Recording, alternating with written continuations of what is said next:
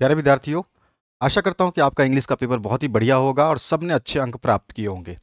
अब हम देखने वाले हैं आपका अंतिम जो पेपर होने वाला है सामाजिक विज्ञान का। इसमें सीए कोड है, इसका पहला कोड हम देखेंगे और इसको ढंग से समझ लेना। बाकी आगे जितने भी आपको कोड दिए जाएंगे उनको जरूर पढ़ लेना।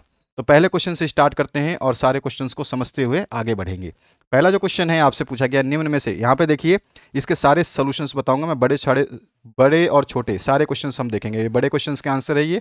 इस तरह से मैं आपको मानचित्र का भी काम इसमें बताने वाला हूँ, पूरा मानचित्र का काम बताऊंगा और साथ ही साथ अलग से मानचित्र के दो प्रश्न जो है इसमें भी बताऊंगा। आने वाले वीडियोस में भी मानचित्र, ये मानचित्र है और यहाँ पे भी ये मानचित्र है और ये मानचित्र है। ये सारे मानचित्र को जरूर देख लेना और बड़े तरीके से पढ़ लेना इन सब चीज़ों को जो अभी मैं आपको इस वीडियो के माध्यम से पढ़ाने वाला हूँ।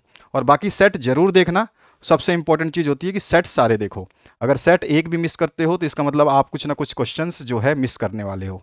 तो चलिए पहले क्वेश्चन से स्टार्ट करते हैं। खंड अ की बात करें, जो बहुविकल्पीय 20 प्रश्न रहेंगे, सबसे पहले उन प्रश्नों की बात करते हैं। पहला जो प्रश्न पूछा गया है उसकी बात करें तो यहाँ पर जो पहला प्रश्न है, निम्न में से कौन 1815 की वियना संधि से संबंधित है। तो 1815 की वियना संधि जो है वो संबंधित है नेपोलियन से। तो यहाँ पे बी ऑप्शन जो है आपका करेक्ट हो जाएगा। अगले प्रश्न की बात करते हैं। यहाँ पर जो पूछा गया सत्ता की साझेदारी के बेल्जियम मॉडल का मुख्य महत्व क्या है। तो ये सत्ता की साझेदारी का जो बेल्जियम मॉडल था, इसका महत्व ये है कि इसने जो है सांप्रदायों को सम्मान जो है प्रतिनिधित्व दिया। ठीक है, तो यहां पर जो है आपका स ऑप्शन करेक्ट हो जाएगा। इसके बाद में नेक्स्ट जो क्वेश्चन है, तीसरा प्रश्न पूछा गया 1928 से 1934 के बीच भारत में गेहूं की कीमत 50% तक क्यों गिर गई थी। तो इसका रीजन क्या था, महामंदी के कारण गिरी थी। उस समय क्या हुआ था, 1930 में जो महामंदी आई थी ना, 1928 से शुरू हो गई थी, 1927 से भी शुरू हो गई थी। ठीक है, और इसके साथ साथ में साइमन कमीशन जो था वो भी इसकी वजह से बहुत ज़्यादा इफेक्ट हुआ था। तो यहाँ पर जो है आपका आंसर आ जाएगा महामंदी के कारण। स ऑप्शन जो है करेक्ट हो जाएगा। अगला जो प्रश्न है, ब्रेटन वुड्स नामक संस्थान निम्न में से कहाँ स्थित है। तो ब्रेटन वुड्स जो है आपको अच्छी तरह से पता है, ये आपका अमेरिका में स्थित है। तो यहाँ पे आपका ऑप्शन करेक्ट हो जाएगा। पांचवा प्रश्न जो है, निम्नलिखित में कौन सा लक्षण संघीय सरकार से संबंधित नहीं है। नहीं ऑप्शन दिया गया है, तो कौन सा नहीं है ये पूछना है। तो संघीय सरकार में जो है कठोर संविधान नहीं होता है, तो यहाँ पर ये इससे संबंधित नहीं है, कठोर संविधान जो है इससे संबंधित नहीं है। अगला जो प्रश्न है, निम्नलिखित में से सामाजिक विभाजन का कारण क्या है। तो निम्नलिखित में से सामाजिक विभाजन का कारण क्या है, तो आंसर क्या आ जाएगा आपका।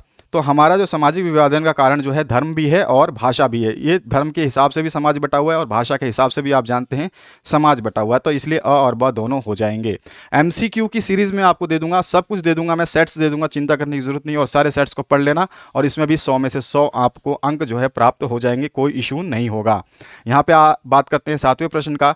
यदि लैंगिक विभाजन की बात करते हैं तो उसका अर्थ होता है, लैंगिक का मतलब होता है लिंग से, लिंग मतलब होता है स्त्री या पुरुष। तो यहाँ पर लैंगिक विभाजन का मतलब हुआ स्त्री और पुरुष में अंतर। तो समाज में स्त्री और पुरुष की असमान भूमिका जो है ये लैंगिक विभाजन को व्यक्त करती है। तो यहाँ पर 7वें प्रश्न का जो उत्तर हो जाएगा पहला ही ऑप्शन करेक्ट हो जाएगा। 8वें प्रश्न की बात करते हैं। इसमें देखिए, राष्ट्रवाद का उदय सर्वप्रथम किस देश से हुआ था। तो राष्ट्रवाद का उदय जिस देश से हुआ था उस देश का नाम सभी को पता है और आपने उसको पढ़ा भी है क्रांति के रूप में, और वो थी फ्रांस की क्रांति। तो यहां पर जो आंसर हो जाएगा राष्ट्रवाद का आंसर क्या हो जाएगा, फ्रांस हो जाएगा। अगला जो क्वेश्चन है उसकी बात करते हैं।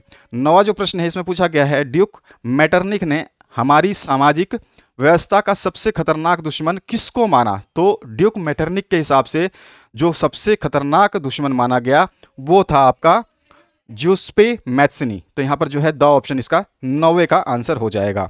आते हैं हम 10वें प्रश्न पर। लोकतांत्रिक शासन व्यवस्था अन्य शासन व्यवस्थाओं यानी कि अन्य व्यवस्थाओं से अच्छी है क्योंकि यहां पर नागरिकों में समानता भी मिलती है, व्यक्ति की गरिमा भी जो मतलब गरिमा का मतलब इज्जत भी बढ़ती है, यानी कि अ और ब दोनों ही सही हो जाएगा। तो यहाँ पे हमारा स ऑप्शन जो है करेक्ट मानेंगे हम यहाँ पे। ठीक है, तो यहाँ पे स ऑप्शन करेक्ट होगा। और सारे सेट्स पढ़ना बढ़िया तरीके से, सारे सॉल्यूशंस जो मैं दे रहा हूं इस तरह के सॉल्यूशंस जो हैं आपको कहीं भी नहीं देखने को मिलेंगे। मैं आपसे वादा करता हूं आप देख लेना, केवल वो एमसीक्यू बताएंगे और बाकी कोई भी आपको कुछ नहीं बताएगा। 11वें क्वेश्चन की बात करते हैं। मृदा किस प्रकार का प्राकृतिक संसाधन है। तो मृदा जो आप जानते हो जिस धरती पर रहते हो कैसा है संसाधन, धरती जो है आप कितना भी खोद लो वो खत्म नहीं होती है। इसका मतलब क्या है, ये नवीनीकरण योग्य संसाधनों में मानी जाती है। तो यहाँ पे आंसर क्या हो जाएगा, नवीनीकरण योग्य संसाधन में ये आता है। इसके बाद आता है नेक्स्ट क्वेश्चन है, निम्नलिखित में से पंजाब में भूमि संकुचन के मुख्य कारण क्या है। संकुचन का मतलब होता है निम्नीकरण, तो निम्नीकरण का मुख्य कारण क्या है, तो वहां पर अधिक सिंचाई जो है इसका मुख्य कारण माना जाता है। तो यहाँ पे ब ऑप्शन जो है करेक्ट हो जाएगा। अगला जो क्वेश्चन है इसमें पूछा गया आपसे, भारत के किस राज्य की शिशु मृत्यु दर निम्नतम है। इसका रीजन क्या है, इसका रीजन जो है केरल है, ठीक है।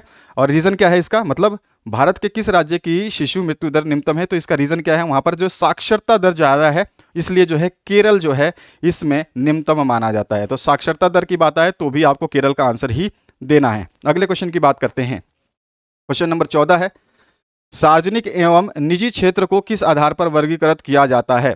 तो सार्वजनिक और निजी क्षेत्र को जो वर्गीकृत करते हैं हम, वो किस बेसिस पे करते हैं, तो सार्वजनिक मतलब होता है सभी का, ठीक है, और निजी मतलब होता है किसी एक का। तो सार्वजनिक और निजी यानी कि किसी सभी का और निजी, तो यहाँ पर जो है इसको हम बोलेंगे उद्यम का स्वामित्व। उद्यम मतलब होता है इंडस्ट्री या फिर कोई बिजनेस या फिर कोई दुकान, तो जो सार्वजनिक हो सकती है, उद्यम कोई भी सार्वजनिक भी हो सकती है, जिसमें IOCL जो है इंडियन ऑयल कॉरपोरेशन का नाम सुना है, वो सार्वजनिक है, ठीक है। और जो है सार्वजनिक भी है और निजी भी है, ठीक है। तो यहाँ पर जो है सार्वजनिक एवं निजी क्षेत्र को हम किस आधार पे वर्गीकृत करेंगे, तो उद्यम का स्वामित्व के हिसाब से, ठीक है। इसके जो है हम होते हैं मालिक, तो यहाँ पर जो है उद्यम के स्वामित्व के हिसाब से जो है हम बंटवारा करते हैं। इसके बाद आते हैं 15वें प्रश्न पे। 15वां जो प्रश्न है इसमें पूछा गया है, भूक्षरण से क्या तात्पर्य है। भूक्षरण का मतलब होता है भूमि का निम्नीकरण, ठीक है। तो ये जो होता है मिट्टी का कटाव होता है, ठीक है। अगर मिट्टी का कटाव आ जाए आपके पास में ऑप्शन में मिट्टी का कटाव लिख दे, तो मिट्टी का कटाव जो है इसका आंसर हो जाएगा। और साथ ही साथ अगर आपसे ये ऑप्शन नहीं है तो समझ लो कि आपका भूक्षरण का मतलब है उपजाऊ मिट्टी जमीन से हट जाना, यानी कि उपजाऊ मिट्टी जमीन से हट जाएगा तो इसका मतलब हम बोलेंगे भूमि का अनुपजाऊ होना। तो यहाँ पे जो है ऑप्शन करेक्ट हो जाएगा। 16वें प्रश्न की बात करते हैं। इसमें पूछा गया गोंडवाना कोयला का जमाव किस क्षेत्र में नहीं पाया जाता। तो किस क्षेत्र में नहीं पाया जाता है ये आपको बताना है। तो देखो दामोदर घाटी में पाया जाता है ये, ठीक है, और सोन घाटी में भी और महानदी में भी। किस क्षेत्र में नहीं पाया जाता, चंबल घाटी में जो है इसको नहीं पाया जाता है। ये कौन सा, गोंडवाना कोयला का जमाव। तो यहाँ पर जो है द ऑप्शन करेक्ट हो जाएगा। अगला जो क्वेश्चन है उसकी बात करते हैं। इसमें आपसे पूछा गया है भूमिहीन ग्रामीण मजदूरों के लिए, जिसके पास भूमि नहीं होता उनको बोलते हैं भूमिहीन मजदूरों के लिए सबसे अधिक उपयुक्त विकास का लक्ष्य कौन सा है। सबसे अधिक विकास का उपयुक्त लक्ष्य जो है उनका क्या हो जाएगा भाई, उनके पास जब जमीन नहीं है तो उनको क्या चाहिए, उनको अधिक मजदूरी चाहिए, यानी कि अधिक पैसे चाहिए। तो यहाँ पर जो है सीधा सीधा आंसर क्या आ जाएगा, 100 ऑप्शन करेक्ट होगा। क्योंकि उनके पास जमीन नहीं है तो उपज का कोई मतलब नहीं है, उपज ही नहीं होगी, है ना। वो अपने बच्चे को विदेश में बसा भी नहीं सकते, जब भूमि नहीं है तो कमाएंगे कहाँ से, तो उनको अधिक मजदूरी जो है चाहिए। तो 100 ऑप्शन जो है करेक्ट हो जाएगा। नेक्स्ट जो प्रश्न है उसकी बात करते हैं। क्वेश्चन नंबर 17 देखिए, और इससे हम डिस्कस करेंगे अगले क्वेश्चन को, 17 के बाद में 18 क्वेश्चन को। तो इसमें है निम्नलिखित में से कौन सा व्यापार अवरोधकों का लक्षण नहीं है। फिर से आपसे नहीं पूछा गया है, तो कौन सा व्यापार अवरोधक मतलब होता है रुकावट, तो उसका लक्षण कौन सा नहीं है ये आपको बताना है। तो हम यहाँ पे देखेंगे तो सबसे देखो यहाँ पर सारी चीज़ें हैं, ये भी आपका अवरोधक है, ठीक है, ये भी अवरोधक है और ये भी अवरोधक है। विश्व व्यापार संगठन व्यापार अवरोधकों को बढ़ावा नहीं देता, बल्कि विश्व व्यापार संगठन जिसको WTO बोला जाता है, वर्ल्ड ट्रेड ऑर्गेनाइजेशन बोला जाता है, इसकी स्थापना भी आपको पता होना चाहिए कौन से सन में की गई थी। तो विश्व व्यापार संगठन जिसको WTO बोला जाता है, ये व्यापार अवरोधकों को बढ़ावा नहीं देता, बल्कि व्यापार को सुचारू ढंग से चलाने के लिए समर्थन करता है। तो ये जो है इसमें से लक्षण नहीं है, तो यहाँ पे जो है 100 ऑप्शन करेक्ट हो जाएगा। इसके बाद 19वें प्रश्न पे आइए, निम्नलिखित में से कौन सा परंपरागत ऊर्जा का स्रोत नहीं है। यहाँ पे भी आपसे नहीं पूछा गया है कि परंपरागत ऊर्जा का स्रोत कौन सा नहीं है। तो देखिए हम जमाने पहले से ही कोयले का इस्तेमाल करते आ रहे हैं, तो ये तो आपका स्रोत जो है, ठीक है। उसके अलावा भूतापीय ऊर्जा जो है अभी हमने इस्तेमाल करना शुरू किया है, परंपरागत नहीं है। या परंपरागत का मतलब होता है बहुत पहले से हम भूताप को जो है इसको इस्तेमाल नहीं करते थे। तो हमारा जो आंसर हो जाएगा सही वो हो जाएगा बी ऑप्शन करेक्ट, ठीक है। अगला जो क्वेश्चन है 20वां, और इसके बाद हम बढ़ेंगे बड़े प्रश्नों पे। तो वैश्वीकरण का बहुराष्ट्रीय कंपनियों के निवेश पर क्या प्रभाव पड़ा। वैश्वीकरण जानते हो, वैश्वीकरण का मतलब होता है कि देश विदेशों में व्यापार को बढ़ावा देना, अंतर्राष्ट्रीय स्तर पर व्यापार को बढ़ावा देना। तो यहाँ पर जो है बहुराष्ट्रीय कंपनियों ने निवेश में वृद्धि हुई है, बिल्कुल बढ़ावा दिया है, सही है।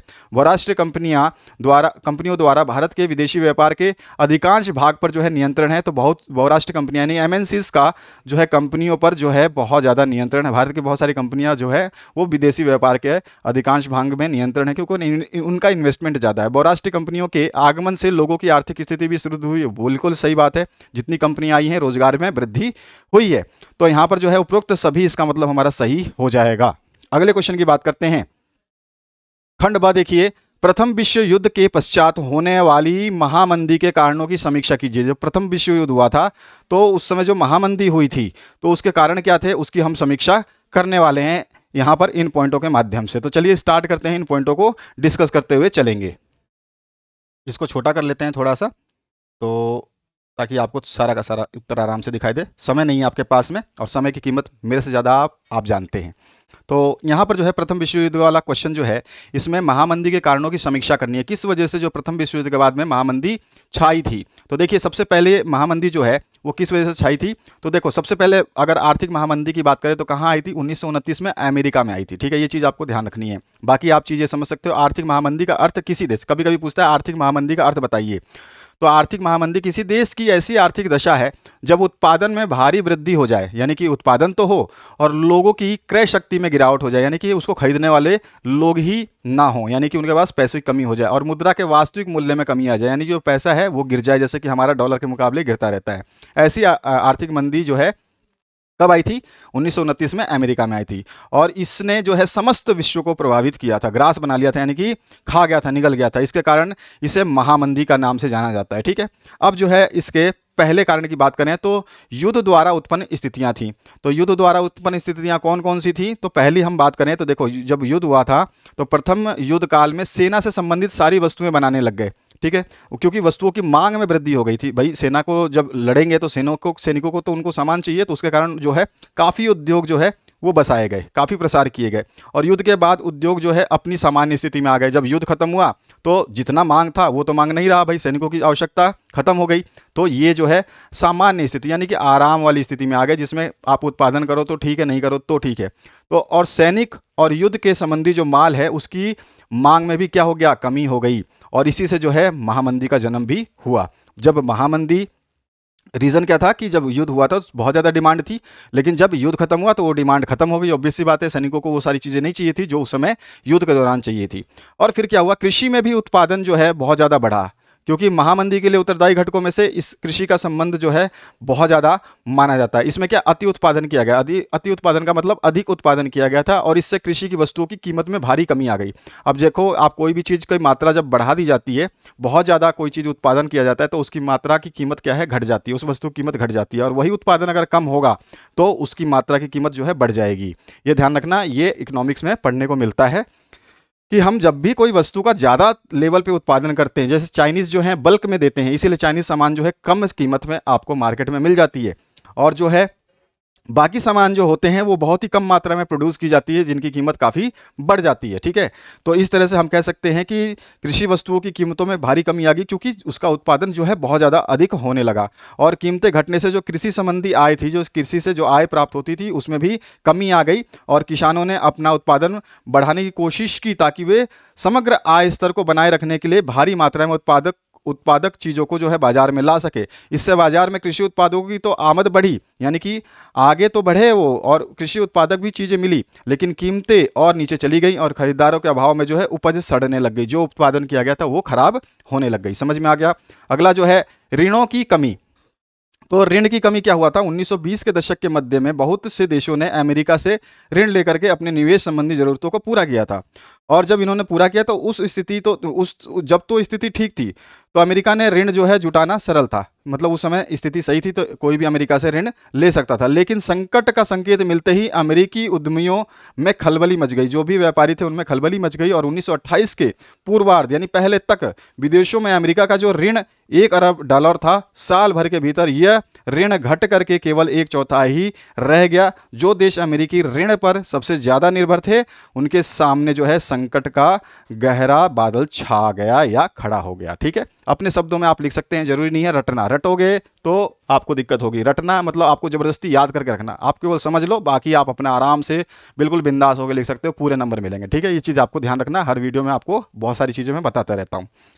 उसके बाद है अनेकविध प्रभाव, यानी कि जिसको बोलते हैं मल्टी इफेक्ट। बहुत सारे प्रभाव जो थे बाजार से ऋणदाताओं के उठ जाने के कारण, जो ऋण देते थे वो लोग भी भाई इसके वजह से जो है, अब महामंदी आएगी तो कौन ऋण देगा, ऋण देगा तो कौन, कैसे उस लोगे, जब पैसे ही नहीं है दुनिया के पास, आप पैसे बांट रहे हो तो पैसे वापस कैसे लोगे जब मंदी है। तो वो दिक्कत थी, एक तो सामने आ गया। यूरोप में जो बहुत बड़े बड़े बैंक थे वो भी धराशायी हो गए, क्योंकि उन्होंने जो ऋण दिए थे वो ऋण उनको मिले नहीं। मुद्रा लुढ़क गई, पैसों का कीमत गिर गई, ठीक है।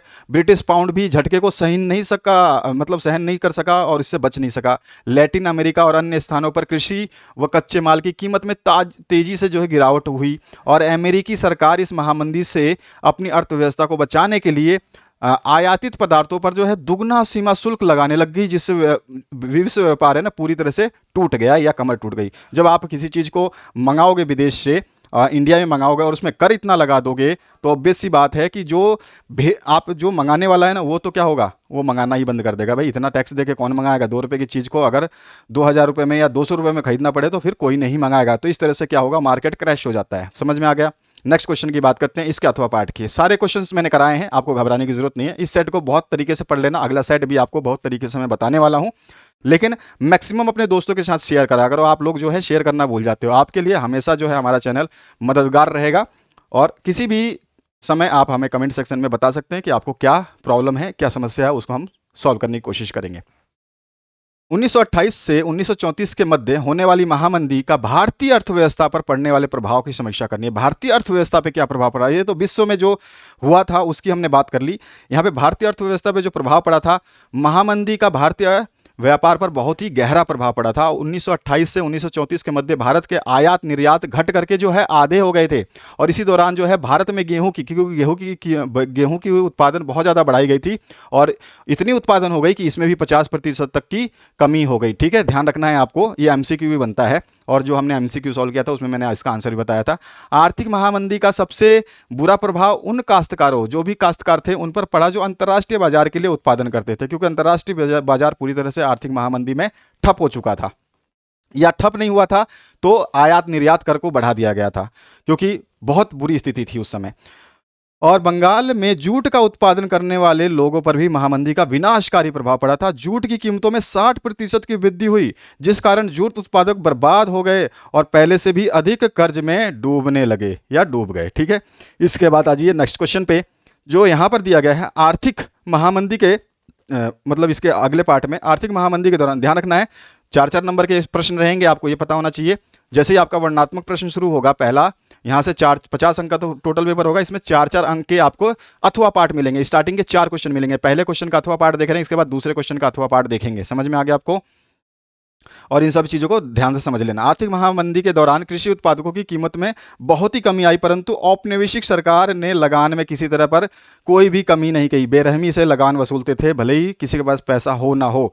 और ग्रामीण क्षेत्रों में क्या हो गया, असंतोष फैलने लगा, और महात्मा गांधी ने सविनय आंदोलन जो है प्रारंभ कर दिया। तो यहाँ पर एक चीज़ आपको बता दी गई कि सविनय आंदोलन जो है क्यों आरंभ हुआ था, तो इसमें आप ये रीज़न जो है आराम से डाल सकते हैं। अगर कुछ नहीं आता तो यहाँ पे पढ़िए और ध्यान से समझिए, हर वर्ड में एक ना एक दूसरा प्रश्न छुपा हुआ है। हर क्वेश्चन में 2 क्वेश्चन 3 क्वेश्चन बनेंगे, घबराने की जरूरत नहीं है। कोई कुछ भूल जाता है तो इस पेपर को बढ़िया तरीके से तैयार करना, बढ़िया तरीके का मतलब बढ़िया तरीके से, भूलना नहीं है। इसमें से जो भी तैयार करना है अपने शब्दों में आप लिख सकते हो, कोई भी आपके नंबर नहीं काटेगा।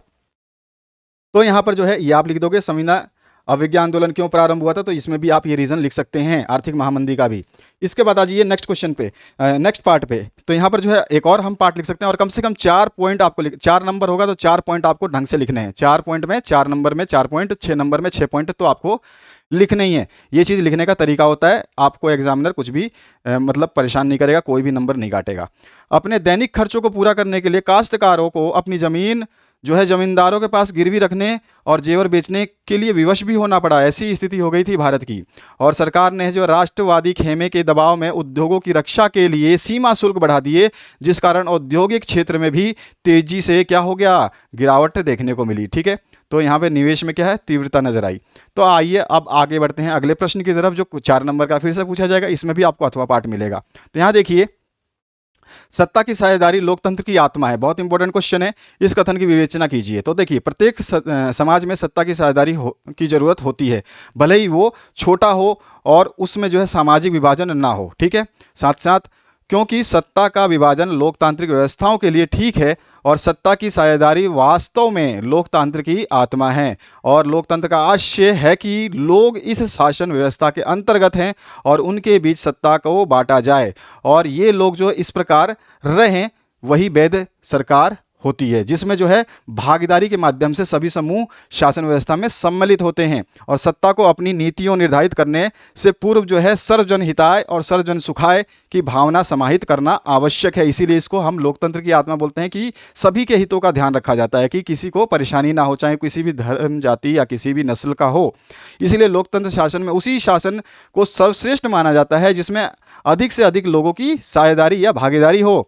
और आधुनिक लोकतांत्रिक व्यवस्था में सत्ता की साझेदारी अत्यंत आवश्यक है। इससे प्रत्येक समूह स्वयं को प्रशासन का अंग समझता है तथा सफलता हेतु प्रयासरत रहता है, यानी कि उसके लिए कार्य करता है। इस तरह से ये आंसर लिखोगे, पूरा पैराग्राफ, बहुत बेहतरीन तरीके से इसको याद करना। बहुत मस्त आंसर आपको दे रहा हूँ, सारे ऐसे आंसर्स हैं, इन क्वेश्चंस को आप ढूंढते रहोगे लेकिन हम जो है आंसर देंगे वो बहुत ही बेहतरीन देंगे आपको। इसका अथवा पार्ट की बात करते हैं। जाति में राजनीति एवं राजनीति में जाति की भूमिका की विवेचना कीजिए। बहुत ही इंपॉर्टेंट क्वेश्चन, बहुत ही अच्छा क्वेश्चन, ठीक है। दोनों में ही हम बात करेंगे। जाति में राजनीति की भूमिका क्या होती है? हर जाति खुद को बड़ा बनाना चाहती है, सभी को पता है। अतः पहले वह क्या करती है, अपने समूह की उपजातियों, जो उस जाति के छोटे जाति हैं या उसके भाग हैं, को क्या है, छोटा या नीचा बताकर अपने से बाहर रखना चाहती थी। अब उन्हें क्या अपने साथ लेकर के चलती है, ठीक है, क्योंकि उसको राजनीति, जाति में राजनीति की भूमिका निभानी होती है। तो क्या करते हैं, जो लोग नीचे होते हैं या नीच जाति के माने जाते हैं उनको भी वो साथ ले लेती, क्योंकि उसको राजनीति बनानी है। और राजनीति में तो जाति वाति छोड़ो, लोगों का वोट मायने रखता है। ये चीज़ समझ में आ गई। चूंकि एक जाति अपने दम पर सत्ता पे कब्जा नहीं कर सकती, ऑब्वियस सी बात है, कोई एक जाति के भरोसे जो है कोई राजनीतिक दल जो है अपना अस्तित्व में नहीं बना सकता। उसको जो है हर जाति के लोगों को साथ में लेकर रखना पड़ेगा।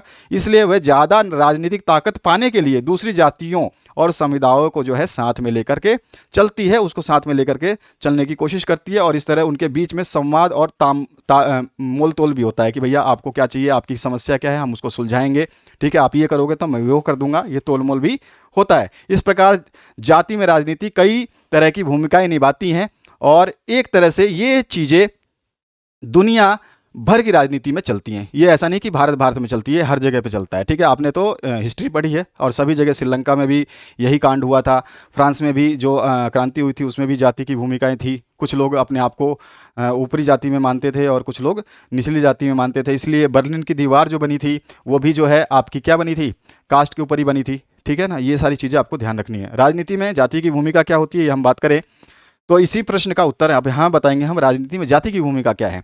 जब पार्टियां चुनाव के लिए उम्मीदवार के नाम तय करती है तो चुनाव क्षेत्र के मतदाताओं की जातियों के हिसाब का ध्यान रखती है, ताकि उन्हें जो है चुनाव जीतने के लिए जरूरी वोट मिल पाए कि भाई इस जाति का उम्मीदवार खड़ा करो, क्योंकि ये जाति का समर्थन सबसे ज़्यादा है, तो वो उस तरह का उम्मीदवार खड़ा करेंगे। जब सरकार का गठन किया जाता है तो राजनीतिक दल जो है इस बात का ध्यान रखते हैं कि उसमें विभिन्न जातियों और कबीलों के लोगों को जो है उचित जगह दी जाए। तो उनसे प्रॉमिस भी किया जाता है, उनको आरक्षण दिया जाता है, जो कि आरक्षण आज एक आंदोलन बन चुका है। हर समय आंदोलन, ये आरक्षण का हर साल एक न एक आंदोलन होता रहता है। इसमें हम बात और बता देंगे, राजनीतिक पार्टियां और उम्मीदवार समर्थन हासिल करने के लिए, यानी कि वोट पाने के लिए, समर्थन हासिल करने के लिए या सत्ता में जाने के लिए जातिगत भावनाओं को उकसाते हैं। भाई तुम्हारे लिए ये कर दूंगा मैं, वो नीचे जाति का है, वो मतलब दूसरे पार्टी को बदनाम करते हैं। और इसी कारण कुछ दलों को कुछ जातियों के मददगार के और प्रतिनिधि के रूप में देखा जाता है कि हमारे लिए ये देवता हैं, ये हमारे कास्ट को बनाएंगे, हमारे समाज को ऊंचा उठाएंगे, सरकारी नौकरियां दिलाएंगे, ये सब चीज़ें जो है मानते हैं। इसीलिए कुछ जातियां जो है वो समझती हैं कि वो हमारे हितैषी हैं, हमारे जो है मददगार हैं। और सार्वभौम वैश्म अधिकार एक व्यक्ति के वोट की व्यवस्था ने जो राजनीतिक दल को विवश कर दिया, यानी कि सार्वभौम वयस्क मताधिकार क्या होता है कि हर आदमी के पास में एक जो है मत, यानी कि वोट देने का अधिकार है। और एक व्यक्ति का वोट जो है, इस व्यवस्था ने जो है, एक व्यक्ति के वोट की व्यवस्था ने पूरी राजनीतिक दलों को जो है विवश कर दिया है। वो आगे पीछे घूमते हैं अपनी राजनीतिक समर्थन पाने के लिए, लोगों को गोलबंद करने के लिए सक्रिय हो जाते हैं। यानी कि उनको गोलबंद करने का मतलब घेरना नहीं होता, उनको जो है अपनी बातों में उलझाना होता है कि हमें ही वोट दें। जैसे कि आपके पंचायत के चुनाव होते हैं तो देखते हो आपके कितने उम्मीदवार खड़े होते हैं, रोजीना आते हैं, और पंचायत चुनाव होने से 10 दिन पहले निकलेंगे चिड़िए की तरह चिलचिलाते हुए, और 10 दिन तक आपके सामने वोट गिड़गिड़ाएंगे, मांगेंगे, आपके लिए हाथ जोड़ेंगे, ट्रैक्टर में खड़े होकर, बाइक पे खड़े होकर प्रदर्शनी करेंगे, हल्ला गुल्ला करेंगे। जैसे चुनाव खत्म होगा, परिणाम आने के बाद में उसमें से कोई बंदा आपके घर के आसपास भी नहीं दिखाई देगा। तो ये होता है राजनीति में जाति की भूमिका। और इससे जो है उन जातियों के लोगों में नई चेतना पैदा होती है, क्योंकि आप फिर वोट, अरे इसको वोट देंगे, उसको वोट देंगे, इस तरह की चर्चाएं होने लगती है। और जिन्हें अभी तक जो है छोटा और नीचा माना जाता था, वो लोग भी जो है क्या होते हैं, उन जातियों के लोग भी जो है अपने आप को जो है बड़ा महसूस करते हैं कि यार हमारे समाज का, हमारे जाति का ये बंदा खड़ा हुआ है, सरपंची का चुनाव तो इसी को जिताऊंगा। तो इस तरह की चीज़ें देखने को मिलती है। तो राजनीति में जाति की भूमिका और जाति में राजनीति की भूमिका को ढंग से समझ लिया होगा आपने। आगे बढ़ते हैं इसके नेक्स्ट पड़ाव पे। इसमें बोला गया है देश के किसी भी एक संसदीय चुनाव क्षेत्र में किसी एक जाति के लोग का बहुमत नहीं है। यस, ऑब्वियस सी बात है, किसी भी एक जाति का बहुमत कहीं पर भी आपको पूरे हिंदुस्तान में या पूरे संसार में अब नहीं मिलेगा जहां पे लोकतांत्रिक व्यवस्था है वहां पर। ठीक है, इसलिए हर पार्टी और उम्मीदवार को चुनाव जीतने के लिए एक जाति और एक समुदाय से अधिक लोगों पर भरोसा हासिल करने की आवश्यकता पड़ती है। इन बिंदुओं से हम कह सकते हैं कि राजनीति में जाति की भूमिका भी महत्वपूर्ण होती है। ठीक है, तो यह आंसर आपको समझ में आ गया होगा। अगले क्वेश्चन की बात करते हैं। आर्थिक विकास के लिए ऊर्जा एक आधारभूत आवश्यकता है। बहुत अच्छा क्वेश्चन है। ठीक है, इस कथन के परिक्षेप में ऊर्जा संरक्षण हेतु अपनाए जाने वाले उपायों पर अपना मत स्पष्ट कीजिए। 4 अंक का प्रश्न रहेगा, इसमें भी आपको अथवा पाठ मिलेगा। तो किसी देश के आर्थिक विकास में तो ऊर्जा तो मूलभूत आवश्यकता है, क्योंकि ऊर्जा के बिना कोई भी कार्य हम नहीं कर पाते हैं। रीजन क्या है? आर्थिक विकास के लिए ऊर्जा एक आधारभूत आवश्यकता है और राष्ट्रीय अर्थव्यवस्था के प्रत्येक सेक्टर, कृषि हो, चाहे उद्योग हो, परिवहन हो, चाहे आपकी रेलगाड़ी हो, बस हो, सभी ऊर्जा का मतलब क्या होता है? आपका पेट्रोल, डीजल, बिजली, ठीक है, सब कुछ आता है उसमें, पवन भी आता है। तो वाणिज्य मतलब जो भी हमारे बैंक सेक्टर हैं, घरेलू आवश्यकताएं, जैसे हम घर में रह रहे हैं, आप अभी घर में ये वीडियो देख रहे हैं, जिस माध्यम से देख रहे हैं, उसमें भी ऊर्जा की आवश्यकता है। पूर्ति के लिए ऊर्जा के निवेश की जो है आवश्यकता है। स्वतंत्रता प्राप्ति के पश्चात में क्रियान्वित आर्थिक विकास की योजनाओं को चालू रखने के लिए ऊर्जा की बड़ी मात्रा की आवश्यकता थी और फलस्वरूप पूरे देश में जो है ऊर्जा के सभी प्रकार का उपभोग जो है धीरे धीरे बढ़ने लगा। हर चीज़ को पहले कोयले का जब सबसे ज़्यादा उपयोग होता था, फिर डीजल पेट्रोल के भी उपयोग होने लगे, उसके बाद में मिट्टी तेल का भी उपयोग हुआ था, फिर डीजल पेट्रोल का होने लग गया। अब देखोगे बायोगैसेस का इस्तेमाल होने लग गया, सीएनजी का इस्तेमाल होने लग गया, तो हर स्तर पर जो अब सोलर एनर्जी का भी इस्तेमाल होने लग गया। तो इस तरह से स्वतंत्रता प्राप्ति के पश्चात हमने बहुत सारे जो है ऊर्जा संसाधनों का उपयोग जो है बढ़ाया है। ये चीज़ समझ में आ गई। अच्छा, हमें ऊर्जा के सीमित संसाधनों के न्याय संगत उपयोग के लिए सावधानी पूर्वक निम्न उपायों को अपनाना होगा। ठीक है, क्योंकि इसने बोला है कि अपना कौन सी चीज़ अपनानी है। तो देखिए, इसके संरक्षण के लिए क्या करेंगे? एक जागरूक नागरिक के रूप में हम यातायात के लिए निजी वाहन की अपेक्षा सार्वजनिक, ऑब्वियस सी बात है, मैं अपनी गाड़ी लूँ, मेरा भाई अपनी गाड़ी ले, उसका भाई अपनी गाड़ी ले, तुम्हारा भाई अपनी गाड़ी ले, तो गाड़ियों की संख्या ज़्यादा हो जाएगी। और एक ही बस में जिनके पास वो गाड़ी थी, एक ही बस में अगर हम बैठ कर ट्रेवल करते हैं तो इसमें 60 से 70 लोग आएंगे, यानी कि सड़क पर चलने वाली 60 से 70 गाड़ियाँ क्या हो जाएंगी? कम हो जाएंगी एक बस के चक्कर में। तो ये भी आपको समझ में आ गया। तो उसका उपयोग करेंगे तो भी हम जो है ऊर्जा को बचा सकते हैं। जब प्रयोग ना हो तो बिजली वगैरह बंद कर दें, जैसे पंखे लाइट वगैरह हम चालू करके छोड़ देते हैं। और विद्युत बचत करने के लिए जो उपकरणों का प्रयोग करें, जैसे मतलब विद्युत के ISI मार्क उपकरण आते हैं, उनको गैर पारंपरिक ऊर्जा संसाधनों का उपयोग करें, जो कि हम कोयला और मिट्टी तेल पेट्रोल डीजल कर रहे हैं, उनको छोड़ करके हम जो है बाकी गैर पारंपरिक जो संसाधन है उनका उपयोग करें। और आखिरकार ऊर्जा की बचत ही ऊर्जा का उत्पादन होता है, क्योंकि हम जितनी ऊर्जा बचाएंगे वही ऊर्जा जो हमारे काम आएगी। इसी तरह से आप इसका आंसर बहुत तरीके से लिख सकते हैं। इसके अथवा पाठ की बात करते हैं। आपको जो अच्छा लगे ना उस क्वेश्चन को करना, जो समझ में आया उसी को करना, जल्दबाजी मत करना। पेपर को देते समय कभी भी जल्दबाजी नहीं करनी। ये मत सोचना कि पेपर छूट जाएगा, पेपर नहीं छूटता है अगर आप समझदारी से काम करोगे तो। यहां पर है क्वेश्चन, परिवहन तथा संचार के साधन किसी भी देश की जीवन रेखा अर्थव्यवस्था क्यों कहे जाते हैं? तर्क सहित उत्तर देना है। तो परिवहन और संचार के साधन किसी राष्ट्र और अर्थव्यवस्था की जीवन रेखा है, क्योंकि ये साधन जो है अर्थव्यवस्था की रीढ़ है। भाई पैसा वैसा कमाना है तो ये दो चीज़ें तो चाहिए। कौन कौन सी चीज़ चाहिए? एक संचार चाहिए और दूसरा परिवहन चाहिए। इनके बिना तो कुछ पैसा कमा नहीं सकते। फसल भी अगर खेत में उगती है तो खेत से बाजार तक जाने के लिए परिवहन की आवश्यकता होती है। ठीक है, और संचार का माध्यम जो है उन चीज़ों का प्रचार करने के लिए, ठीक है, एक दूसरे से बात करने के लिए, संवाद करने के लिए, ये माल मेरे पास है इसको बेचना है, तो इन सभी चीज़ों के लिए आवश्यकता होती है। इस चीज़ को हम यहाँ पे समझ लेते हैं। और किसी भी राष्ट्र के विकास की पहचान है। क्या है? अर्थव्यवस्था की रीढ़ भी है और विकास की पहचान भी है। परिवहन और संचार व्यापार विस्तार और अर्थव्यवस्था को बढ़ाने में मदद करते हैं। परिवहन और संचार के विकास ने वैश्वीकरण को जन्म दिया है। वैश्वीकरण कैसे पहुंचा है? परिवहन के माध्यम से और जो है संचार के माध्यम से। वैश्वीकरण मतलब कि पूरे देश में या विदेश में अपने व्यापार को चलाना। संचार और परिवहन में तेजी से वृद्धि ने हर देश के लोगों की जीवन शैली में सुधार किया है। रेलवे, जल मार्ग, वायु मार्ग, समाचार पत्र, रेडियो, इंटरनेट दुनिया को हमारे दरवाजे पे लाके खड़ा कर दिया है और सामाजिक और आर्थिक विकास में योगदान दिया है। भारत जैसे कृषि प्रधान देश में परिवहन संचार के उन्नत संसाधनों या साधनों ने राष्ट्रीय अर्थव्यवस्था को मदद मिली है। ठीक है, राष्ट्रीय अर्थव्यवस्था को मदद मिली है इनसे, और किसान कम समय में अपने माल का परिवहन, अभी मैंने आपको एग्जाम्पल दिया था कि जो है करने में जो है और अधिक पूंजी अर्जित करने में भी सक्षम है, क्योंकि पहले क्या है बाजार के बगल में ही बेच पाता था, अब क्या है वो अंतर्राष्ट्रीय स्तर पे भी अपने माल को बेच पाता है। तो जहाँ पे ज़्यादा पैसे मिलते हैं, यहाँ पे 1 रुपये मिलता था और यहाँ पे उसको 10 रुपये मिलते हैं। आज एक किसान जो आलू आप मंडी में जाके खरीदते हो, मान लो कि वो 20 रुपये है, लेकिन आप खेत के पास जाके खरीदो और उस वहाँ पर 3 रुपये से 4 रुपये भी किलो नहीं खरीदता कोई, सड़ जाते हैं। ठीक है, तो ये स्थिति भी है। और यहाँ वायु मार्ग जो है, रेलवे है, इनके कारण भी दुनिया से हम जो लोग जो है जुड़ चुके हैं। अपने शब्दों को पिरोना सीख जाओ, बस आपका आंसर अपने आप तैयार हो जाएगा। ध्यान रखना, रटने की कुछ भी जरूरत नहीं है। ठीक है, मैं जब आपको समझाता हूँ, मैं जब किसी बुक को समझाता हूँ तो मैं उसमें कोई भी लिखी हुई बात को उस तरह से नहीं समझाता जैसे बुक में लिखी हुई हो। मैं अपने सरल शब्दों में जो आप समझ सकते हैं, दैनिक जीवन में जो आप उपयोग करते हैं या अपने एग्जाम्पल देखें, उसी के माध्यम से समझाने की कोशिश करता हूँ, ताकि आपको रटने की नहीं, समझने की आवश्यकता हो। परिवहन और संचार के साधनों के कारण ही स्थानीय व्यापार अंतर्राष्ट्रीय स्तर पर पहुंच गया। जो हम लोग घरों के व्यापार जो है या हमारे कॉलोनी के व्यापार या फिर हमारे गांव के व्यापार जो है, अब क्या है वो अंतर्राष्ट्रीय लेवल पे भी पहुंच चुका है, जो हर देश के आर्थिक विकास में क्या है उत्कृष्ट होता है, यानी कि आर्थिक विकास को बढ़ावा देता है। परिवहन कम समय में कामकाजी लोगों के लिए एक स्थान से दूसरे स्थान तक ले जाने का अनुमति देता है, यानी कि उसके लिए अच्छा साधन हो चुका है। साथ ही साथ परिवहन जो है माल को उनकी आपूर्ति के स्थान तक ले जाने में भी अनुमति देता है, यानी कि सहायता करता है। जिस समय माल कम पड़ रहा है, भाई मेरे को हाँ 10 दर्जन भेज दो केले, या 50 दर्जन या 100 दर्जन भेज दो, तो अगर परिवहन नहीं होता तो पहुंचता 4 दिन बाद, और परिवहन है तो बस ठीक है 1 घंटे में पहुंच रहा है माल। इस तरह से हमारा काम आसान हो चुका है। संचार के आधुनिक साधनों के माध्यम से जो सूचना और ज्ञान का आदान प्रदान भी हुआ है, और इसी के माध्यम से आप लोग जो है पढ़ाई भी कर रहे हैं। अधिक जागरूकता बना दिया है, हर चीज़ आपको जो है संचार के माध्यम से मिल जाता है। ये वस्तुओं और सेवाओं का, ठीक है, वस्तुओं और सेवाओं का आदान प्रदान बहुत तेजी गति से करते हैं। उदाहरण के लिए जो है ऑनलाइन डिलीवरी सेवा, जो कि आप जानते हैं अमेजोन या फ्लिपकार्ट जो भी आप यूज़ करते हैं, और आपने देखा भी होगा, आप आज ऑर्डर करो और दूर से जो है आपकी सेवा में वो चीज़ें हाजिर हो जाती है, आपको मार्केट तक भी जाने की आवश्यकता नहीं होती है। तो ये सारी चीज़ें आप इसमें समझा सकते हैं। आशा करता हूँ कि इस क्वेश्चन को भी आपने समझ लिया होगा। तो जितने भी क्वेश्चन आप पढ़ रहे हैं फटाफट समझते जाइए।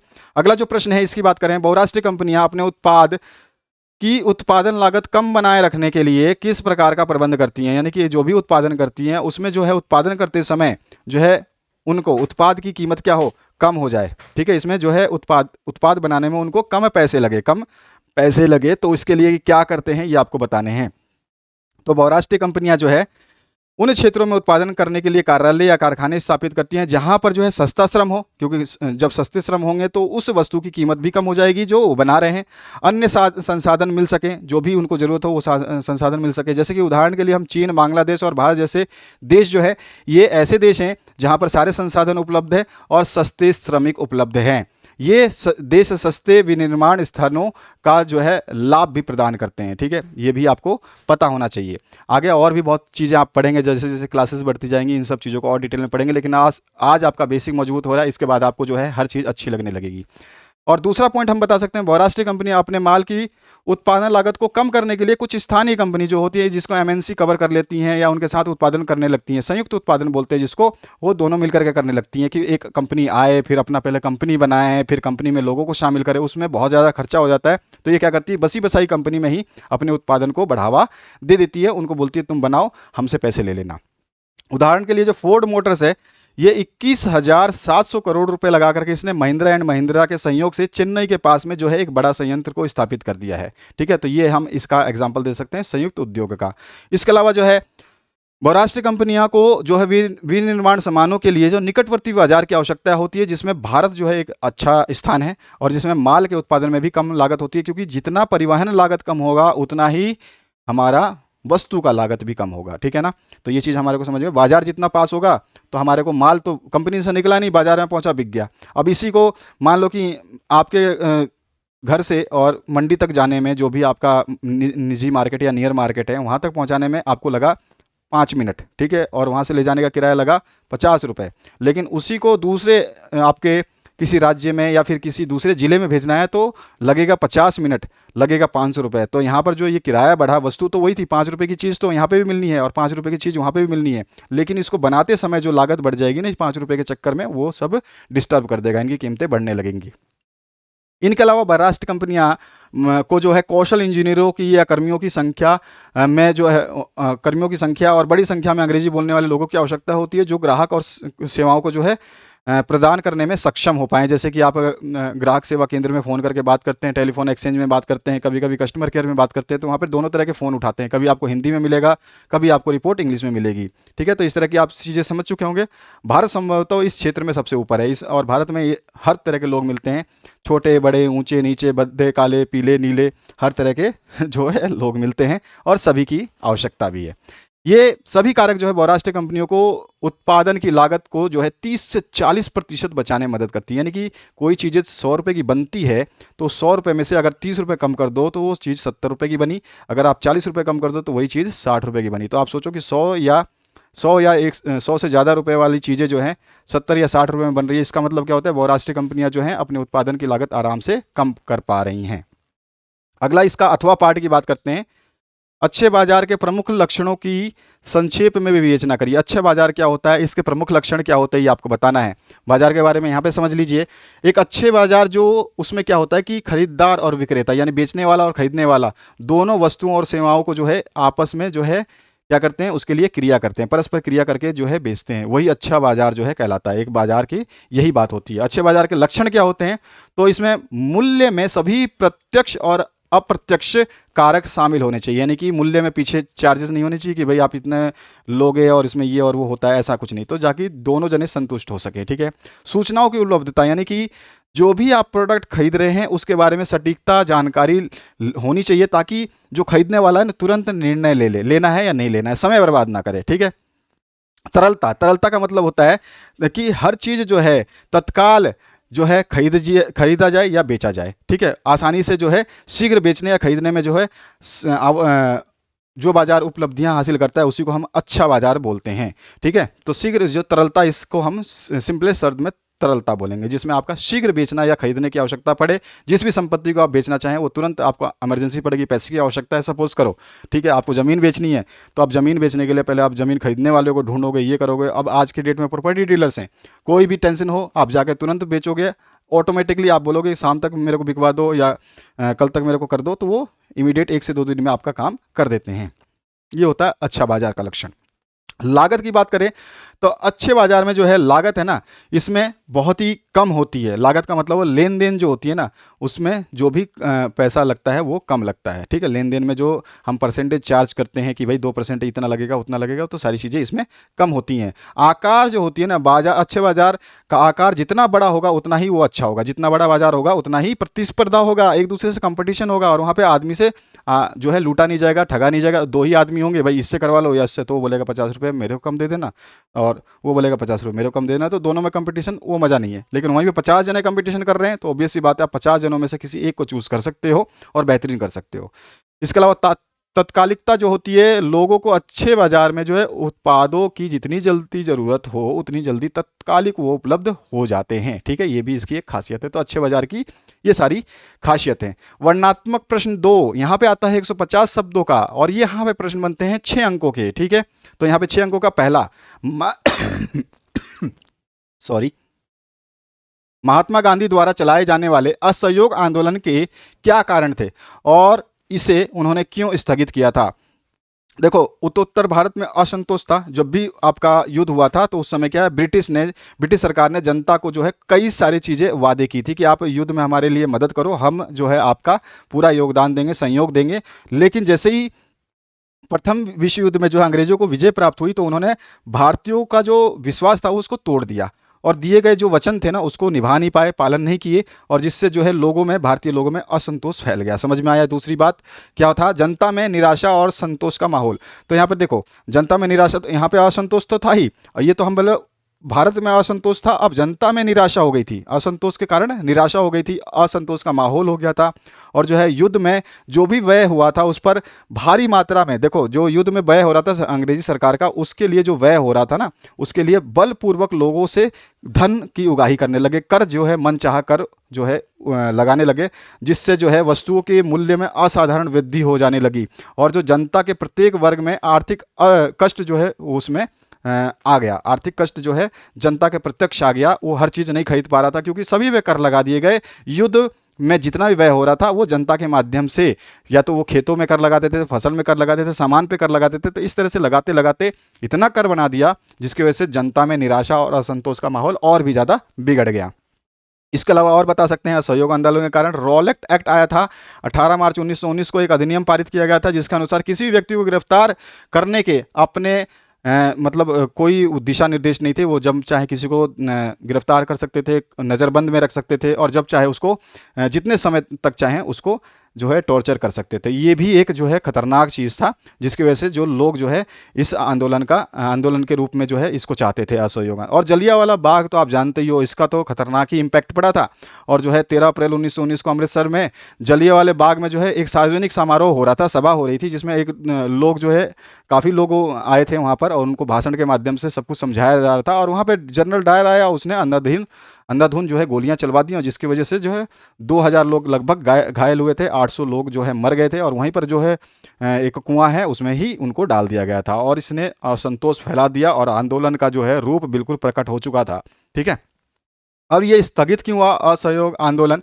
तो उत्तर प्रदेश में आप जानते हैं चोरी चोरा जो है या चोरा चोरी हिंसक भीड़ ने जो है एक पुलिस थाने में आग लगा दी, और जिसमें पुलिस लोगों को ही थाने में ही बंद करके जला दिया था। और इसके कारण जो है 22 पुलिसकर्मी की मौत हो गई थी और ये हिंसा था।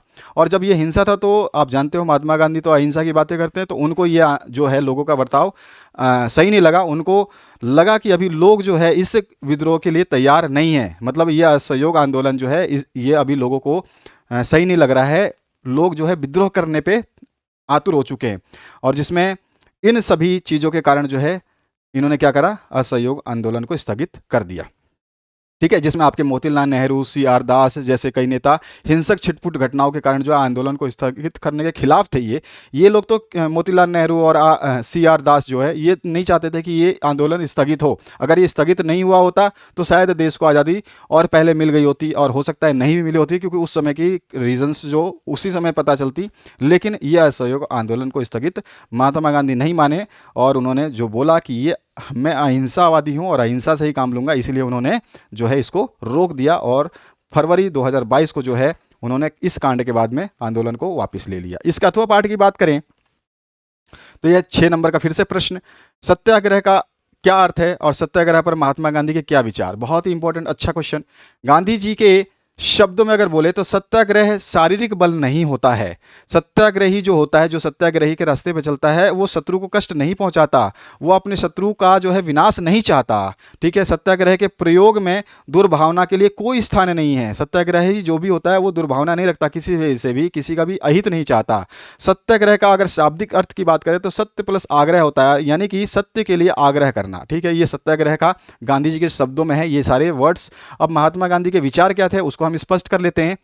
तो महात्मा गांधी के विचार से सत्याग्रह का मूल आधार सत्य की शक्ति पर आग्रह तथा सत्य की खोज करना है। महात्मा गांधी इसके प्रबल समर्थक थे और उनके अनुसार सत्याग्रह का आशय इस प्रकार था, जिसमें हम पहले बिंदु में बता सकते हैं क्योंकि 6 नंबर का है तो उसके हिसाब से लिखना पड़ेगा। यदि आपका उद्देश्य सच्चा है, आपका संघर्ष अन्याय के विरुद्ध है, तो आपको अपने उत्पीड़क का मुकाबला करने के लिए किसी भी शारीरिक बल की आवश्यकता नहीं है। उत्पीड़क मतलब जो आपको कष्ट दे रहा है, उससे मुकाबला करने के लिए आपको कोई भी शारीरिक बल की आवश्यकता नहीं है। इसके अतिरिक्त किसी प्रकार के प्रतिशोध की भावना अथवा आक्रामकता का सहारा लिए बिना एक सत्याग्रही केवल अहिंसा के माध्यम से ही संघर्ष में सफल हो सकता है। इसके अलावा जो है इसके लिए क्या करेगा, वो अहिंसा के मार्ग पर अपने शत्रु को चेतना को झंझोड़ देगा, अंदर से हिला देगा, उनसे बातें करेगा। ना केवल शत्रु को अपितु सभी लोगों को अहिंसा के माध्यम से सत्य को स्वीकार करने के स्थान पर जो है सत्य को खोजने देखने के लिए जो तैयार करेगा और उसे सहज भाव से स्वीकार करने हेतु प्रेरित भी करता रहेगा। तो ये चीज़ है जो है महात्मा गांधी का पहला विचार कहता है इनका उद्देश्य। दूसरा उद्देश्य हम बता सकते हैं गांधी जी के अनुसार सत्य और अहिंसा के मार्ग को अपना कर किए गए संघर्ष में सत्य की ही जीत होती है। उनका यह अटूट विश्वास था। अहिंसा का धर्म सभी भारतवासियों को एकता के सूत्र में बांध सकता है, ये उनका अटूट विश्वास था। तो ये था उनका पूरा विचार। इस विचार को लिख दोगे 6 नंबर पूरे मिलेंगे, इससे ज़्यादा आपको लिखने की आवश्यकता नहीं है। जो उनके शब्द हैं, उनके विचार है, वही हमने लिखे हैं। ज़्यादा लिखने का प्रयास आपको करना नहीं है, कोई रामायण लिखनी नहीं है। जितना यहाँ पे सॉल्यूशन बताया जा रहा है ना, इससे ज़्यादा आपको बिल्कुल भी लिखने की आवश्यकता नहीं है। इससे आप कम भी करना चाहें तो 1-2 लाइन आपको कहीं पर याद नहीं होती, यार नहीं समझ में आता है, तो आप आराम से छोड़ भी सकते हैं, लेकिन आराम से और शांति से समझ समझ के आपको लिखना है। लोकतांत्रिक सुधार का क्या अर्थ है, इसके लिए उठाए जा सकने वाले किन्हीं 4 कदमों का उल्लेख करना है। लोकतांत्रिक या राजनीतिक सुधार, या कभी कभी क्वेश्चन क्या बनता है, राजनीतिक सुधार का क्या अर्थ है। तो कभी ये घबरा मत जाना कि लोकतांत्रिक तो पढ़ा था लेकिन राजनीतिक पूछ लिया, ठीक है। तो ये चीज़ आपको थोड़ा सा ध्यान रखना है। सामान्य तौर पर लोकतांत्रिक की विभिन्न चुनौतियों के बारे में सभी सुझाव या प्रस्ताव को जो है लोकतांत्रिक सुधार या राजनीतिक सुधार कहा जाता है, ठीक है। लोकतांत्रिक सुधारों को नागरिकों के अधिकार के रूप में माना जाता है, और लोकतांत्रिक सुधार हमेशा लोकतंत्र के सिद्धांतों को ही मजबूत करते हैं और उसको आगे बढ़ाते हैं, ठीक है। आगे बढ़ते हैं। इस लोकतांत्रिक सुधार के लिए उठाए जा सकने वाले कौन कौन से कदम है। तो एक तो लोकतांत्रिक सुधार या राजनीतिक सुधार में कानून की महत्वपूर्ण भूमिका होती है। कानून में जो है सावधानी पूर्वक तैयार किए गए परिवर्तन गलत राजनीतिक प्रथाओं को समाप्त करने और अच्छे लोगों को प्रोत्साहित करने में मदद करते हैं। लेकिन केवल कानून ही संविधान परिवर्तन के लिए, लोकतंत्र के लिए चुनौती को दूर नहीं कर सकता। लोकतंत्र जो है सुधार मुख्य रूप से राजनीतिक कार्यकर्ताओं, पार्टियों, आंदोलन और राजनीतिक के रूप में जागरूक नागरिकों के भागीदारी द्वारा होने चाहिए, ठीक है। ये पहले पॉइंट में हम लिख देंगे। सबसे अच्छे कानून वे हैं जो लोगों को लोकतांत्रिक सुधार करने के लिए सशक्त बनाते हैं, यानी कि उनको जो है उसके माध्यम से प्रोत्साहित करते हैं। और सूचना का अधिकार अधिनियम ऐसे कानून का एक अच्छा उदाहरण है, जो लोगों को यह पता लगाने के लिए बनाया गया है कि आपका सरकार जो है वो क्या कर रहा है और लोकतंत्र के पहरे के रूप में इसका क्या क्या कार्य है, ठीक है। सरकार क्या कर रहा है, उसका क्या क्या कार्य है, ये भी बताता है। लोकतांत्रिक सुधार या राजनीतिक सुधार का मुख्य फोकस जो है, यानी मुख्य बिंदु क्या होता है, लोकतांत्रिक व्यवहार को मजबूत करने का तरीका होना आवश्यक होता है, ठीक है। लोकतांत्रिक सुधार या राजनीतिक सुधार के किसी भी प्रस्ताव में न केवल इस बारे में सोचना चाहिए कि एक अच्छा समाधान क्या है, बल्कि यह भी सोचना चाहिए कि इसे कौन और कैसे लागू करेगा, ठीक है। ये भी सोचना इसका मेन दायित्व है। तो ये सारे पॉइंटों को बहुत अच्छे तरीके से आपको लिखना है। अथवा पाठ की बात करते हैं। मैंने सारे प्रश्न करवाए हैं। वैध शासन क्या है, ठीक है, और लोकतंत्र की किस प्रकार जो है उत्तरदायी, जिम्मेदार और वैध शासन सरकार का जो है गठन करता है। तो इसमें जब देश में स्वतंत्र और निष्पक्ष रूप से चुनाव करवाए जाते हैं और चुनाव के माध्यम से जो है एक सरकार चुनी जाती है, उसी को जो है हम क्या कहते हैं, वैध शासन वाला शासन सरकार कहते हैं, या दूसरे शब्दों में कहें तो जनता की सरकार को वैध शासन कहा जाता है, ठीक है। सिंपलेस्ट समझ में आ गया। अब लोकतांत्रिक व्यवस्था में सामाजिक, आर्थिक एवं राजनीतिक समस्याओं का समाधान किया जाता है और तथा सांस्कृतिक गतिविधियों को बढ़ावा मिलता है, और इन्हीं आधारों पर लोकतांत्रिक सरकारें अपने नागरिकों के प्रति क्या होते हैं, उत्तरदायी, रिस्पॉन्सिबल होती हैं, जिम्मेदार होती हैं, ठीक है। और जिम्मेदार होती हैं तो वैधानिक सरकार का निर्माण हो जाता है, ठीक है। लोकतंत्र जो है उत्तरदायी, जिम्मेदार और वैध शासन सरकार बनाता है, इसलिए लोकतांत्रिक सरकार को वैध सरकार भी कहा जाता है। इसे निम्न बिंदुओं के आधार पर हम समझ सकते हैं, जिसमें हम पहले बता देंगे उत्तरदायी सरकार, जो मैंने आपको डिस्कस किया, इसी को हमने यहाँ पे शब्दों में लिख दिया। और इसी तरह से हमारा एक जिम्मेदार सरकार, ठीक है, और है आपका एक वैध सरकार, ठीक है। तीनों को आपको इसको इसी तरीके से जो मैंने यहाँ पे समझाया, उसी चीज़ों को हमने शब्दों में लिख दिया है, बाकी आपको याद करना है इसको, ठीक है। इसके बाद आइए नेक्स्ट पार्ट पे। तो वैश्वीकरण क्या है, मैंने कई बार आपको बता दिया। बीच में हम जो क्वेश्चन डिस्कस कर रहे थे, वैश्वीकरण कई बार शब्द आए थे, तो उसी माध्यम से बता दिया। वैश्वीकरण का कृषि पर पड़ने वाला क्या प्रभाव है, उसको भी हमने डिस्कस कर लिया था, और यहाँ पे उनको शब्दों में लिखा गया है। तो मेरे को लगता नहीं है कि आपको इसको हमें डिस्कस करना चाहिए। और वैश्वीकरण को ही हम ग्लोबलाइजेशन भी कहते हैं, ठीक है, जो है कि विश्वव्यापी जो है ये पूरा का पूरा काम करता है। भारत पर वैश्वीकरण का पड़ने वाला जो प्रभाव है वो 1990 के बाद में वैश्वीकरण का युग आया था। अभी 1990 गया है, आपको भी अच्छी तरह से पता है। इसमें आधुनिक यंत्र और नई जो है तकनीकों का प्रयोग किया गया था, ठीक है। निर्यात में वृद्धि हो गई थी, उत्तम बीजों का प्रयोग किया गया है, फसल उत्पादन पर बल दिया गया है। तो ये सारे के सारे कृषि पर प्रभाव हैं ये।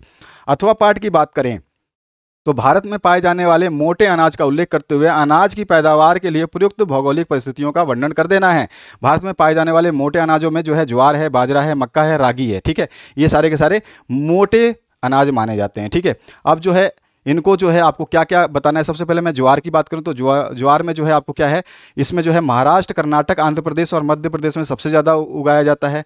और इसमें जो है सबसे मेन चीज़ क्या है, ये जो है वर्षा पर निर्भर करती है। ठीक है, इसमें आर्द्र क्षेत्रों में उगाए जाने के कारण जो है इसमें जो है सिंचाई की आवश्यकता नहीं होती है, क्योंकि आर्द्र क्षेत्रों में उगाए जाते हैं। और जो है बाजरा जो है ये आपके बलुआ और उथली काली मिट्टी में उगाई जाती है। उत्तर प्रदेश, राजस्थान, महाराष्ट्र, गुजरात, हरियाणा इसके मुख्य उत्पादक राज्य हैं। ठीक है, शुष्क प्रदेशों की ये फसल है।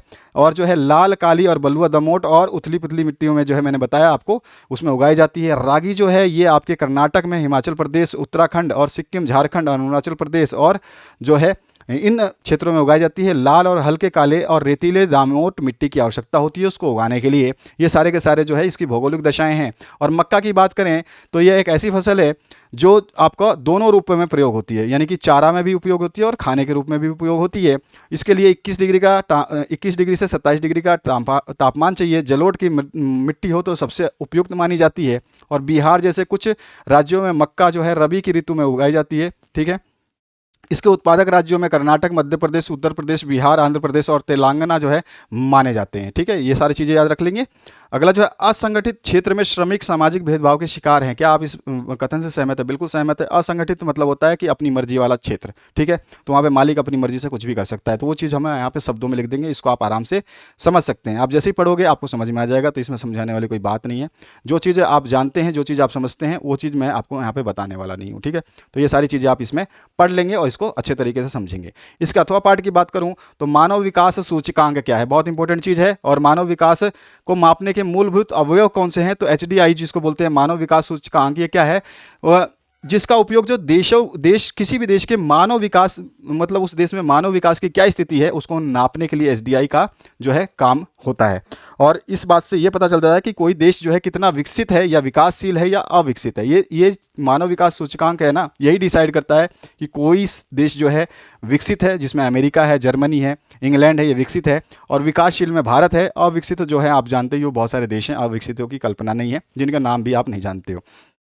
मानव विकास सूचकांक की गणना के लिए मुख्य अवयव जो है उसमें क्या होता है, तो उसमें जीवन प्रत्याशा है, शिक्षा का स्तर है और प्रति व्यक्ति आय, ये तीन चीज़ों को लेकर के हम सबसे ज़्यादा मानते हैं, इन्हीं को चलते हैं। और जो इन चीज़ों में सबसे ऊपर होता है वही सबसे विकसित होता है, और जो थोड़ा सा कम होता है वो विकासशील होता है, और जो बिल्कुल कम होता है वो अविकसित माना जाता है। इन तीन चीज़ों में कमी जिसमें देश में होती है वो ऑटोमेटिकली डिसाइड करता है कौन, एचडीआई जो संस्था है ये डिसाइड करती है। और इसमें जो है आप इनको बता देंगे।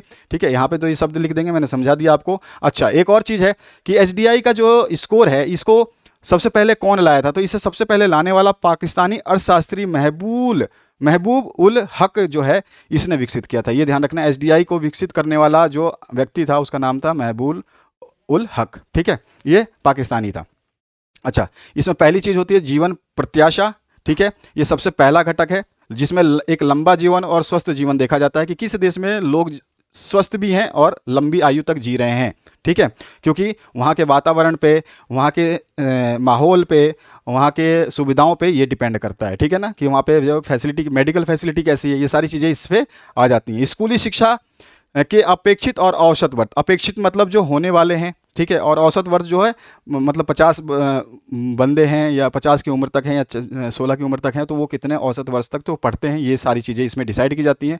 प्रति व्यक्ति सकल राष्ट्रीय आय, सब तीसरा महत्वपूर्ण घटक है जो है राष्ट्रीय आय जो है वो बताता है। और इसकी तुलना जो है मुद्रा को जो है डॉलर की तुलना में नापा जाता है। ध्यान रखना, प्रति व्यक्ति आय जो नापी जाएगी वो डॉलर की तुलना में। आपका 50,000 रुपये सैलरी है, ठीक है, इसका मतलब जो है आप लगभग 600 या 650 या 500 550 डॉलर कमाते हैं, $550 मात्र। ठीक है, 50,000 इंडियन रुपीज़ में, लेकिन आप 500 रुपये जो है कैसे 500 या 600 रुपये डॉलर की मात्रा में कमाते हैं, तो डॉलर की मात्रा में ये नापी जाती है। ये चीज़ आपको ध्यान रखनी है। मानचित्र संबंधी प्रश्नों की बात करें तो यहाँ पर जो है आपका पहला प्रश्न बताना है वह स्थान जहां जलियांवाला बाग हत्याकांड, वह स्थान जहां गांधी जी ने नमक बनाना प्रारंभ किया, वह स्थान जहां नील की खेती करने वाले किसानों का आंदोलन हुआ, वह स्थान जहां सूती मिल श्रमिकों ने सत्याग्रह किया, और वह स्थान जहां दिसंबर 1920 भारतीय राष्ट्रीय कांग्रेस का अधिवेशन हुआ। ये सारे प्रश्नों का उत्तर मैं यहाँ पे आपको अलग माध्यम से देने वाला हूँ, और एकदम आपका माइंड एकदम अभी खुलने वाला है। ठीक है, तो इन सभी प्रश्नों के उत्तर क ख ग घ अंग सारे प्रश्न करोगे तो 5 अंकों का ये मानचित्र कार्य रहे तो 5 अंक आपको मिल जाएंगे, और इनको जो है इन चिन्हों द्वारा आपको दर्शाना है। ठीक है, इसके बाद आते हैं इसके मानचित्र में देखिए आपका जो है चंपारण हो जाएगा, एक आपका अमृतसर हो जाएगा, अहमदाबाद हो जाएगा, दांडी हो जाएगा और नागपुर हो जाएगा। ठीक है, तो यहाँ पर जो है ये सारे के सारे पांचों प्लेस हमने दिखा दिए। ठीक है, 1 2 3 4 और 5। ठीक है, तो 2 ये और 3 ये, और ये तीनों के सारे आंसर्स जो है हमने यहाँ पर। और बाकी जो आपको दूसरा मानचित्र का काम है, ठीक है, इसमें देखिए पश्चिम बंगाल का एक उद्यान जो है आपको इस चिन्ह द्वारा बताना है, नर्मदा नदी पर बना बांध जो है आपको इस चिन्ह द्वारा दर्शाना है, और महानदी इस चिन्ह से, और जो है कोयला क्षेत्र इस चिन्ह से, और बाकी जो है आपको एक पतन दिखाना है इस चिन्ह से। तो इसको भी हम दिखा देंगे सारे चिन्हों से। ये पतन दिखा दिया, सुंदरवन राष्ट्रीय उद्यान वेस्ट बंगाल, ठीक है, झरिया खादान आपका झारखंड, पारादीप उड़ीसा है, महानदी छत्तीसगढ़ है, ठीक है, और सरदार सरोवर बांध जो है यहाँ पर आप गुजरात में दिखा दोगे। अब आइए और मानचित्र को समझते हैं। भारतीय राष्ट्रीय कांग्रेस के अधिवेशन अगर आपसे पूछता है तो कहाँ दिखाओगे, तो पश्चिम बंगाल में 1920 का अधिवेशन हुआ था। 1920 में पश्चिम बंगाल में हुआ था, ध्यान रखना है, 1920 का अधिवेशन। उसके बाद लाहौर पाकिस्तान में 1929 का अधिवेशन, 1929 का अधिवेशन, और जो है आपका मद्रास में 1927 का अधिवेशन। ठीक है, तो ये चीज़ आपको मैंने मानचित्र में मेंशन करके दिखाया, जो कि तमिलनाडु में है, मद्रास 1927 का अधिवेशन। यहाँ पे नीचे लिखा हुआ है, आप इसको यहाँ से नोट करें, कलकत्ता 1920, मद्रास 1927 और लाहौर 1929, तीन अधिवेशन आपने देख लिए। मानचित्र में कहाँ कहाँ दिखाना है आपको ये भी दिखा दिया मैंने। ठीक है, पाकिस्तान जो है बाहर है यहाँ पर। अच्छा, अब आ जाइए, मैं राष्ट्रीय आंदोलन के प्रमुख केंद्र जो हैं वो भी आपको पूछा जाता है कि भैया चोरा चोरी कहाँ हुआ था, जलियांवाला बाग हत्याकांड कहाँ हुआ है, तो ये सारी चीज़ें बता रहा हूँ। इसमें कौन कौन सी चीज़ें बता रहा हूँ मैं। चंपारण बिहार में नील उत्पादक किसानों का आंदोलन 1917 में हुआ। ठीक है, अमृतसर पंजाब में जलियांवाला बाग हत्याकांड 1919 में हुआ। चोरा चोरी उत्तर प्रदेश असहयोग आंदोलन की वापसी 1922 में हुई। बरदौली किसान आंदोलन जो है ये 1928 में हुआ। और दांडी गुजरात का सविनय अवज्ञा आंदोलन जो है 1930 में हुआ। और इन स्थानों को दिखाते हैं यहाँ पर। तो यहाँ पर गुजरात में आप जो दिखा देंगे दांडी, ठीक है, ये दांडी दिखाया हुआ है, यहाँ पे कहीं भी दिखा दीजिए दांडी। ठीक है, बरदौली आंदोलन भी आपको गुजरात में दिखा देना है, तो यहाँ पे बरदौली आंदोलन हो गया। इसके अलावा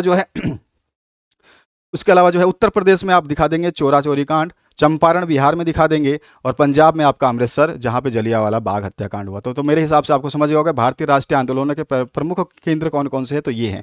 बाकी अगले वीडियो में कुछ और मानचित्र मैं आपको बताता रहूँगा, आंसर भी जितने पॉसिबल आंसर्स हैं वो बताऊंगा। जिस तरह से इस वीडियो को देखा उसी तरह से अगले वीडियो को देखना, और कंप्लीट देखना, समझ के देखना, ताकि आप अच्छा स्कोर कर पाओ।